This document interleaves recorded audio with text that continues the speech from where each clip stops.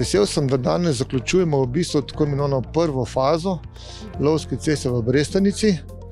Govorimo o projektu, ki se je v bistvu začel že leta 2022 in danes je nekako v okviru občinskega praznika. Dan, ko bomo ta prvi del v dolžini malo več kot 423 metrov predali svojemu namenu. Seveda po nadaljevanju sledi tudi rekonstrukcija tako imenovane druge faze tega objekta, katerega pa nekako podobno odprto računamo v letu 2025.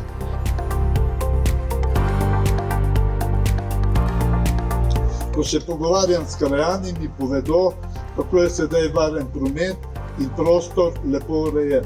Želel bi vam tudi povedati, da po moji oceni tako kvalitetnega izvajalca del, kot so Gradnje d.o.o., ki dolgo ni bilo v naši krajevni skupnosti. Govorimo o naložbi cirka 600 000 evrov. Vesel sem, da bo ta naložba pripomogla k varnosti prometa na tem delu, izboljšanje dostopa do našega gradu Reichenburg.